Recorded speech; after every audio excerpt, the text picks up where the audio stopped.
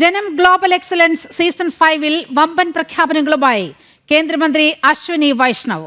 കേരളത്തിൽ കൂടുതൽ ട്രെയിൻ സർവീസുകൾ ആരംഭിക്കുമെന്ന് മന്ത്രി അശ്വിനി വൈഷ്ണവ് പറഞ്ഞു. നരേന്ദ്രമോദി സർക്കാർ അധികാരത്തിലെത്തിയ ശേഷം കേരളത്തിനായുള്ള റെയിൽവേ ബജറ്റ് 3-4 മടങ്ങ് വർദ്ധിപ്പിച്ചു. മംഗലാപുരം കാസർഗോഡ് ഷൊർണൂർ റെയിൽപാത 4 വരിയാക്കുന്നത് ആലോചനയിൽ. അത്യാധുനിക സംവിധാനങ്ങൾ ഉപയോഗിച്ചായിരിക്കും നിർമ്മാണം. അങ്കമാലി ശബരി റെയിൽപാതയ്ക്ക് മുൻഗണന നൽകുമെന്നും ഡൽഹിയിൽ നടന്ന ജനം ഗ്ലോബൽ എക്സലൻസ് സീസൺ 5 അവാർഡ് വിതരണ ചടങ്ങിൽ കേന്ദ്രമന്ത്രി പറഞ്ഞു. Our Prime Minister, first thing he did was to increase the allocation for railways in Kerala. Just imagine 10 years ago, for a state like Kerala, the railway budget used to be only about 370 crore rupees only. When Modi ji became the Prime Minister, he took the responsibility of the country. One of the first things he did was to increase the budget of railways in Kerala. He doubled it, he tripled it, he made it 4 times, and this year the budget for railway development in Kerala is 3,000 crore, which is 8 times the budget which used to be 10-11 years ago. That is the level of commitment, and that commitment is visible in the way the railway map will be fully transformed in Kerala. This is our Kerala state.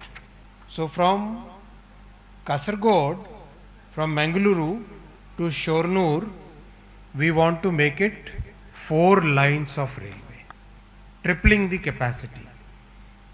And we would like these lines to be extreme, very modern, automatic signaling, Kavach equipped, properly designed for as maximum speed that we can achieve, because Kerala has lots of curves.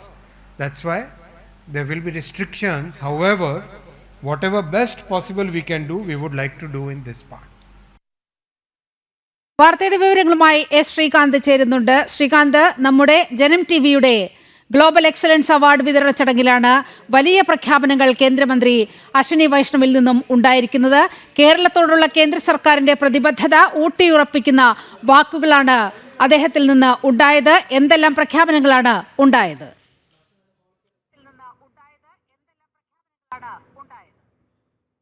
നീലിമ, കേരളം അടിപൊളി എന്നാണ് മന്ത്രി പറഞ്ഞു തുടങ്ങിയത്. പക്ഷേ പ്രസംഗം നിർത്തുമ്പോൾ നമുക്ക് പറയാനുള്ളത് മന്ത്രി അശ്വിനി വൈഷ്ണവ് അടിപൊളി എന്നുള്ളതാണ്. കാരണം കേരളത്തിന് വാരിക്കോരിയാണ് ഇന്ന് മന്ത്രിയുടെ ഭാഗത്തു നിന്നും പ്രഖ്യാപനങ്ങൾ വന്നത്. അതും ജനം ഗ്ലോബൽ എക്സലൻസ് അവാർഡ് ഇവിടെ നടന്നു. ഡൽഹിയിൽ NDMC കൺവെൻഷൻ സെൻറ്ററിൽ വളരെ ഭംഗിയായി നടന്നു. കേന്ദ്രമന്ത്രി അശ്വിനി വൈഷ്ണവാണ് അത് ഉദ്ഘാടനം ചെയ്തത്. അതിനിടയിലാണ് അദ്ദേഹത്തിൻ്റെ പ്രഖ്യാപനം വരികയുണ്ടായത്. അദ്ദേഹം പറഞ്ഞ പല കാര്യങ്ങളും കേരളത്തെ സംബന്ധിച്ചിടത്തോളം വളരെ ഗുണപ്രദമായതാണ്. കേരളത്തിനായുള്ള റെയിൽവേ ബജറ്റ് 3-4 മടങ്ങ് വർദ്ധിപ്പിച്ചു. മംഗലാപുരം കാസർഗോഡ് ഷൊർണൂർ 4 വരി പാതയാക്കുന്നത് ആലോചനയിലുണ്ടെന്ന് പറഞ്ഞു. അത്യാധുനിക സംവിധാനങ്ങൾ ഉപയോഗിച്ച് നിർമ്മിക്കുമെന്ന് അദ്ദേഹം ചൂണ്ടിക്കാണിക്കുന്നു. നിലവിലെ ശേഷിയുടെ 4 മടങ്ങായിരിക്കും ഇത് എന്ന് അദ്ദേഹം പറയുന്നു.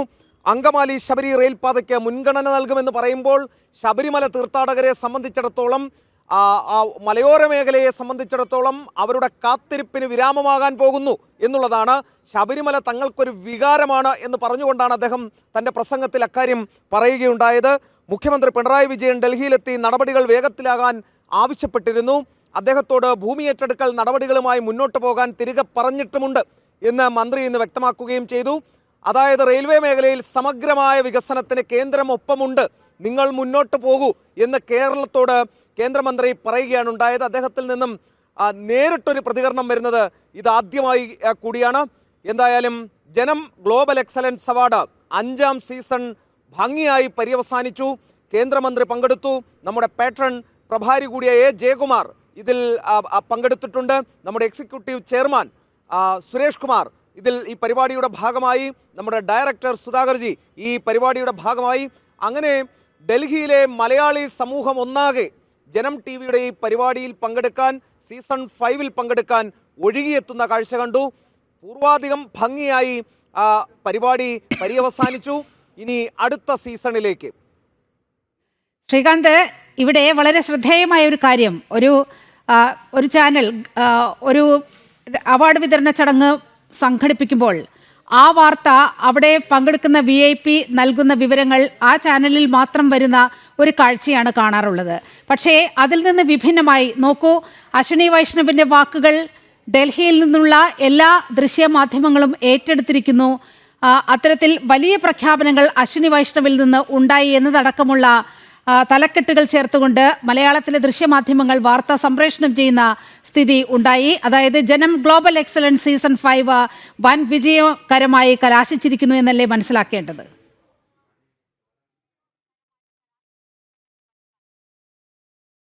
രണ്ട് കാര്യങ്ങൾ കൊണ്ട് സീസൺ 5 വലിയ വിജയമായി എന്ന് പറയാം. ഒന്ന്, ഡൽഹിയിലെ മാധ്യമങ്ങളുടെ പിന്തുണ.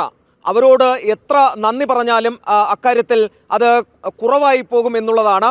ആദ്യാവസാനം ഈ പരിപാടിയിൽ ഡൽഹിയിലെ മാധ്യമങ്ങൾ തന്ന പിന്തുണ നമ്മൾ എടുത്തു പറയേണ്ടതാണ്.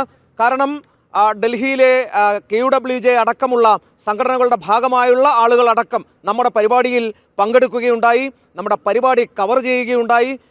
ഒട്ടുമിക്ക മാധ്യമങ്ങളും, എല്ലാ മാധ്യമങ്ങളും നമ്മുടെ ഈ ഗ്ലോബൽ എക്സലൻസ് അവാർഡ് പങ്കെടുക്കുന്നതിനും അത് കവർ ചെയ്യുന്നതിനും എത്തി എന്നുള്ളതാണ്. രണ്ടാമത് ഇത് ശ്രദ്ധിക്കപ്പെട്ട ഒരു കാര്യം, അത് അശ്വിനി വൈഷ്ണവിൻ്റെ പ്രഖ്യാപനങ്ങളിലൂടെയായിരുന്നു. കാരണം ബജറ്റിലൊക്കെ പ്രഖ്യാപിക്കുന്നതിൻ്റെ 10 മടങ്ങ് ഒരു ചാനലിൻ്റെ, ഒരു വാർത്താ മാധ്യമത്തിൻ്റെ ഒരു അവാർഡ് ഷോയിൽ പ്രഖ്യാപിക്കുന്നു എന്ന് പറയുമ്പോൾ അതൊരു വലിയ വാർത്ത തന്നെയാണ്. നേരത്തെ ഇതുമായി ബന്ധപ്പെട്ട വാർത്തകൾ ചിലത് പുറത്തു വന്നിരുന്നു, സൂചന ഉണ്ടാകാൻ സാധ്യത എന്നൊക്കെ രീതിയിൽ. ഇത് മന്ത്രി തന്നെ നേരിട്ടൊരു വേദിയിൽ പറയുന്നു എന്നുള്ളത് ആ പുറത്തു വന്ന വാർത്തകളെ എല്ലാം സ്ഥിരീകരിക്കുന്നത് കൂടിയാണ്. ആ രീതിയിലും ജനം ഗ്ലോബൽ എക്സലൻസ് അവാർഡ് ശ്രദ്ധിക്കപ്പെട്ടു.